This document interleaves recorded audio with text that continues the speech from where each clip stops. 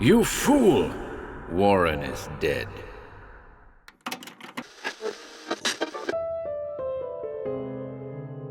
Welcome to HorrorBabble. Today we've got another classic short story lined up for you. It's an uncredited tale by the name of A Phantom Toe.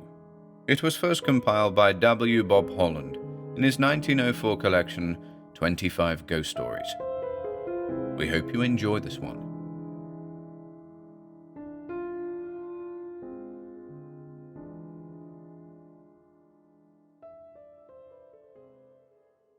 A Phantom Toe. I am not a superstitious man, far from it, but despite all my efforts to the contrary, I could not help thinking, directly had I taken a survey of my chamber, that I should never quit it without going through a strange adventure. There was something in its immense size, heaviness, and gloom that seemed to annihilate at one blow all my resolute skepticism as regards supernatural visitations. It appeared to me totally impossible to go into that room and disbelieve in ghosts.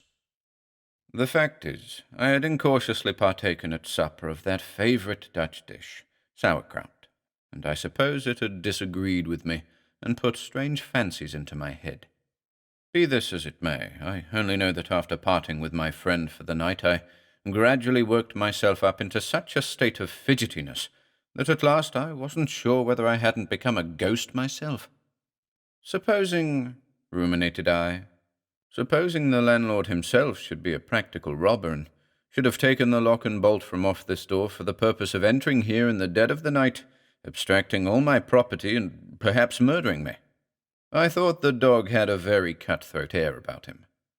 Now, I had never had any such idea until that moment, for my host was a fat, all Dutchman a fat, stupid-looking fellow, who I don't believe had sense enough to understand what a robbery or murder meant. But somehow or other, whenever we have anything really to annoy us, and it certainly was not pleasant to go to bed in a strange place without being able to fasten one's door, we are sure to aggravate it by myriads of chimeras of our own brain. So, on the present occasion, in the midst of 1,000 disagreeable reveries, some of the most wild absurdity, I jumped very gloomily into bed, having first put out my candle, for total darkness was far preferable to its flickering ghostly light, which transformed rather than revealed objects, and soon fell asleep, perfectly tired out with my day's riding. How long I lay asleep, I don't know, but I suddenly awoke from a disagreeable dream of cutthroats, ghosts, and long winding passages in a haunted inn. An indescribable feeling, such as I never before experienced, hung upon me. It seemed as if every nerve in my body had 100 spirits tickling it, and this was accompanied by so great a heat that, inwardly cursing mine host's sauerkraut and wondering how the Dutchman could endure such poison, I was forced to sit up in bed to cool myself.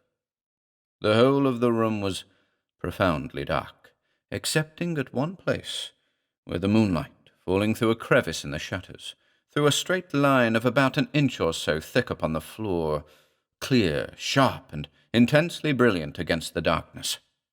I leave you to conceive my horror when, upon looking at this said line of light, I saw there a naked human toe, nothing more. For the first instant I thought the vision must be some effect of moonlight, then that I was only half awake and could not see distinctly.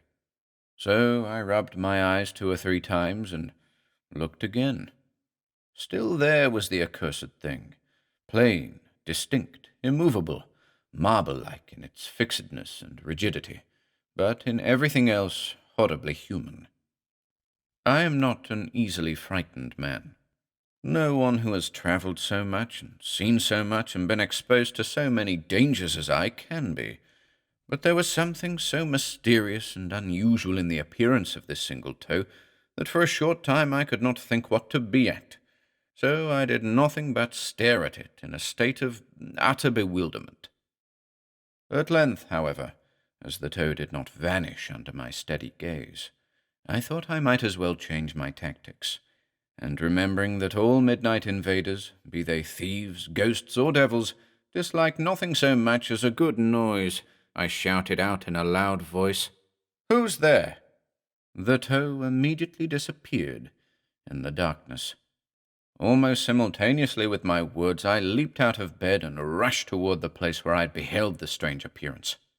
The next instant I ran against something and felt an iron grip round my body.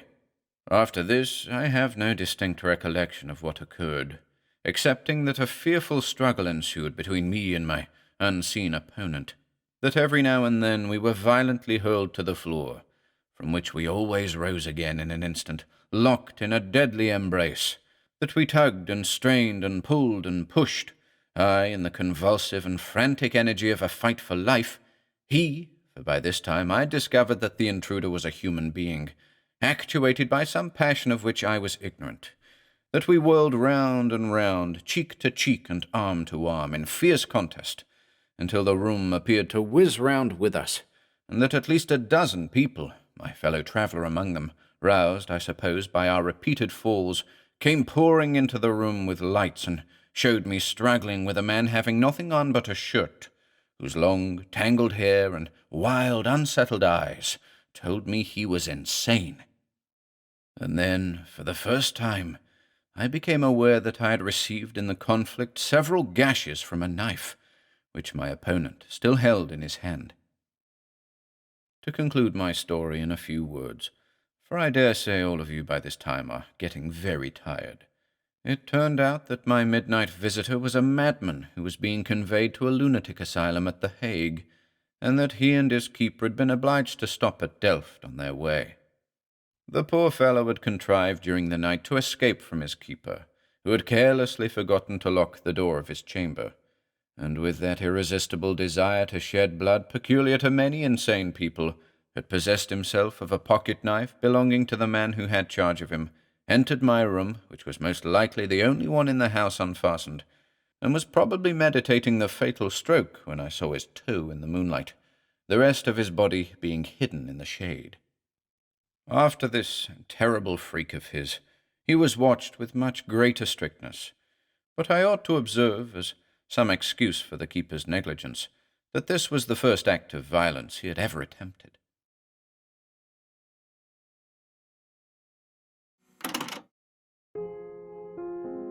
If you enjoyed listening today, be sure to subscribe to the channel by hitting the red subscribe button below.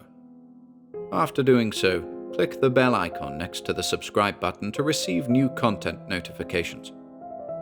If you'd like to support our work and receive exclusive perks, consider becoming a channel member by clicking the join button below. To support us in other ways, see the video description for links to our Bandcamp and Patreon pages, our merch store over at Teespring, and further information relating to our releases on Audible, iTunes, and Spotify.